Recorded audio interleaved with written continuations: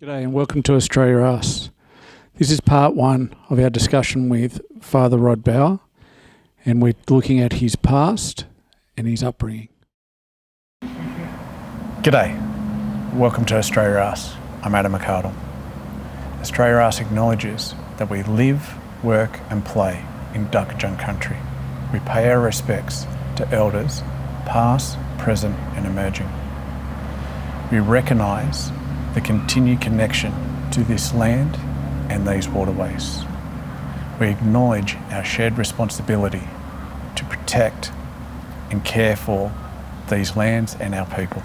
Australia Us interviews national and local people on regional issues. This is important to allow us to continue to have a voice and regional identity. An example is Banjos Patterson's poem about a man from Snowy River. His story is about a man putting in for his community by doing his job. But for the rest of us, we see extraordinary events of this man doing his trade. We believe that there are people still in regional areas still putting in for the community. And when you hear their stories and their background, you'll add them to your Australian identity. We will not always agree with the guests, as some people don't agree with having brumbies in the snowy mountains. But what it allows us to do in that poem is to see a story and understand this man's input. And it gives us an ability to add him as an icon within Australia. Today, we are at the iconic Drifters Wharf on the Brisbane Water in Gosford. If you're looking for live music, great food and an amazing view, then this is the place for you. It'd be a great place to have a wedding, a conference, for public speaking. Thanks for having us, Drifters. So an important part of this being the Regional Australia Voice is making sure we're interviewing the people in your communities which are making the difference, the people putting their bid into the community. So we'd like you to go onto the website and Instagram and add their names so that we can reach out to them and engage so that we can have people here who you know that are making a difference, and let us all hear their story so they can become part of our Australian identity. Jump onto our website or our Instagram and add your questions. It's important for us to ask these interviewees the questions you want to hear. That is how we have a voice, and that is how we keep our identity. Ask the questions, give us the advice, and help us with our likes. Thanks guys, see you next time. So today I'm glad to introduce Father Rod from Christchurch and Gosford Anglican Parish. He was there for about 20 years. Today we're going to talk to him about his past, what he's currently up to, and his views on the future. So Father, that seems like an awful lot to get through. So let's jump in. Let's go. So firstly, let's start with, where were you born? Born Royal Newcastle Hospital in 1962.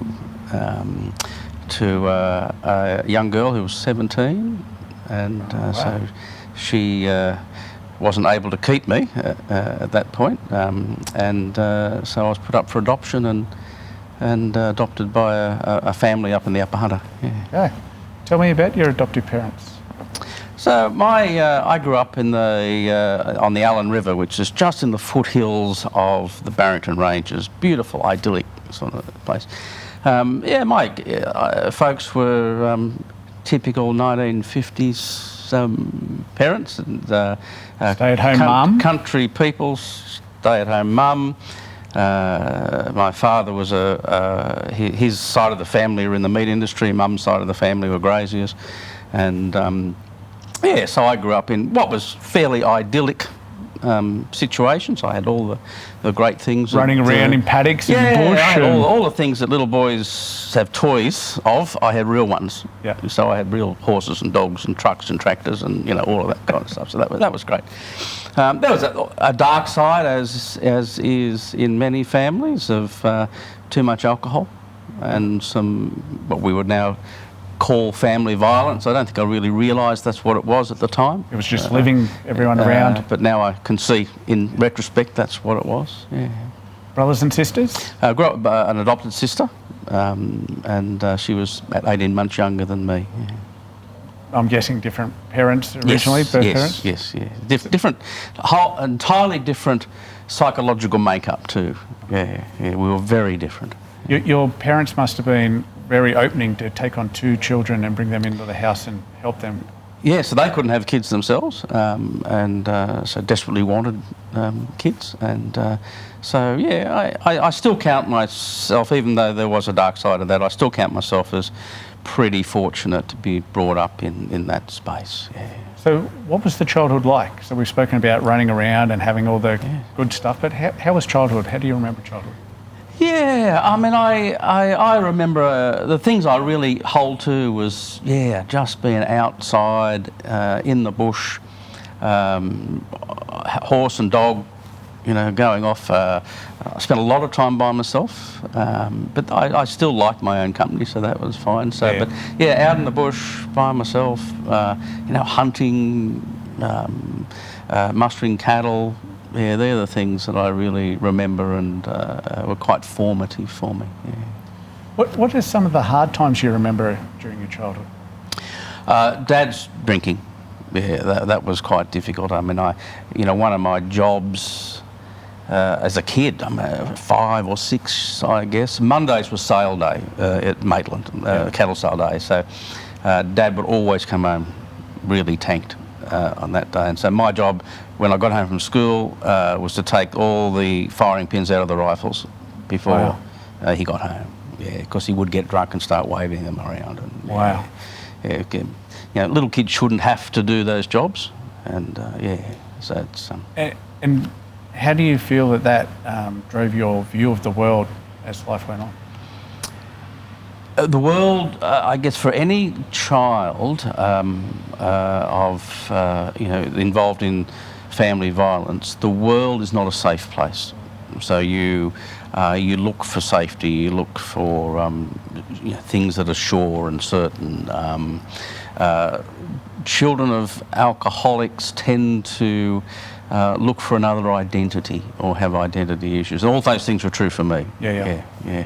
So with that at home, I'm guessing school would have been a place to really get away from and whatnot. How do you find school? Primary school I think there were 16 kids in our primary school. It was a tiny little country school, one teacher's school. The kids I'd grown up with since I was born. I mean, the kids in the other 2 kids in my class, it was a class of 3. I can never remember not knowing. So I've grown up with them, and they're still...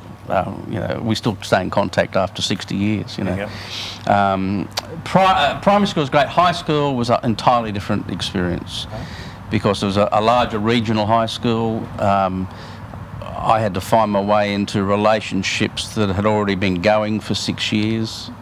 And that was much, much harder. A lot of bullying.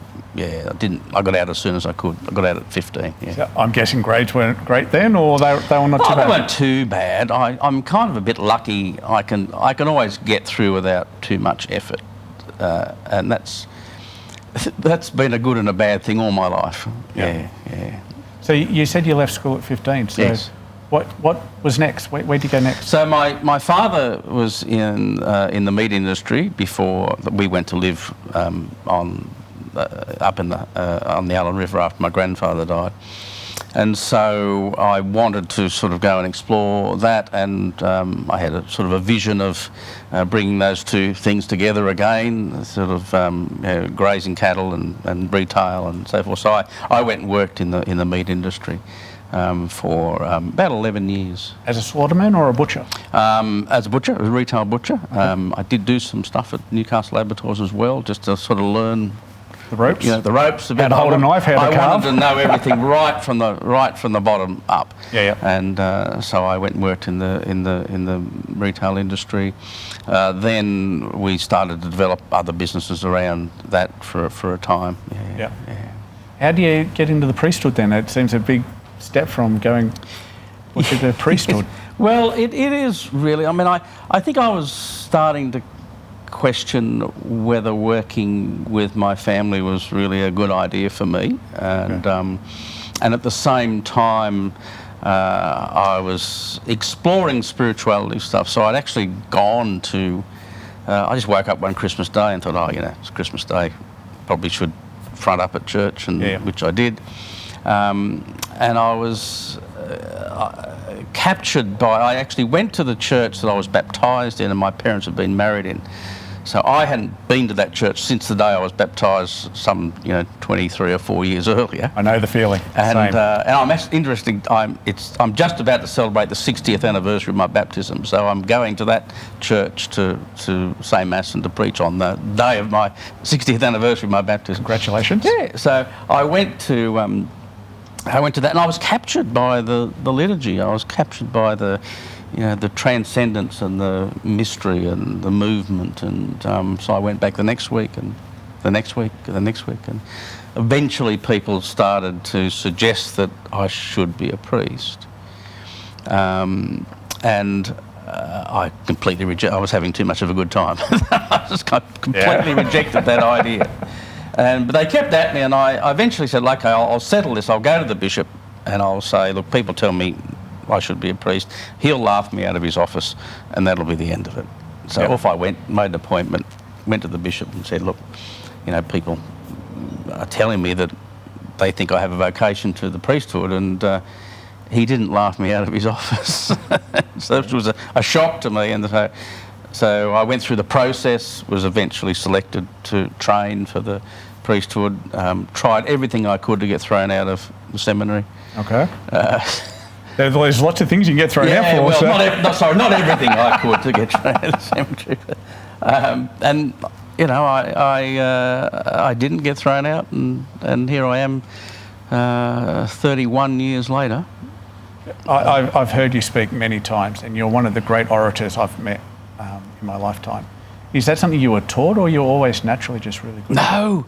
I was at a couple of years ago at a class reunion, and I was remembering Year 8 English. We had to do public speaking, and I still remember. It's 40 years ago, more than 40 years ago, nearly 50 years ago, and I still remember the sheer terror of having to get up and do a 3-minute speech in front of my class. Yeah. And one of the reasons I kind of rejected the idea of priesthood was that I just knew I could never stand up in front of people and speak.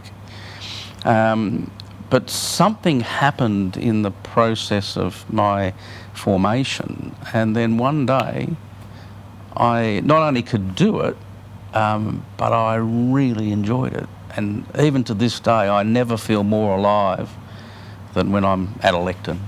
Yeah. I know that feeling. Yeah, being able to speak in front of people, public speaking, while scary, it's an amazing experience. Oh, yes, yeah. So what was the best piece of advice someone gave you as you're growing through these formative years that you didn't understand then, that you understand now? It's not that I didn't understand it, but I kind of rejected it. Okay. And it was that I had to be myself. The formative years of being a child of an alcoholic, you create a different persona. Okay. That's not where you live. It helps you live out of that space. And so that was really formative for me, and for a long time I struggled with that space. I mean, you're always looking for an identity. Yeah. And being adopted is a double whammy in that, because you have identity issues before you start. You have a situation of family violence, and that pushes you further and further out of yourself all the time. And so when people were supervisors and were saying, you just don't come out of your own skin. You've got to learn to come out of your own skin. You've got to be who you are. And my gut response to that was, well, I can't do that, because one, I don't know who that is, and two, I'm sure nobody would like that person anyway. Yeah. So there was I just pushed that away, rejected it, and but eventually, over a long period of time, with some very patient therapists and supporters and supervisors, I finally sort of found that space, I think. Yeah. But so that was the most important thing, I think. I think you hit on a point a lot of young people today struggle with, is they're trying to always put forward a persona, yes, instead of just be them. Yes. And learning to be happy in your skin and who you are Yes. is a real art, which Yeah. unfortunately young people just don't sometimes feel. Yeah, and that's a very complex thing, but people do tend to like people who are being themselves, because there's a sense that people actually do like other human beings who are just themselves. There's something quite attractive about that. Yeah. Thank you very much for joining us for part 1 of Father Rod Bauer. Please hit like and subscribe. Part 2 will be discussing him being a priest within the Anglican Church.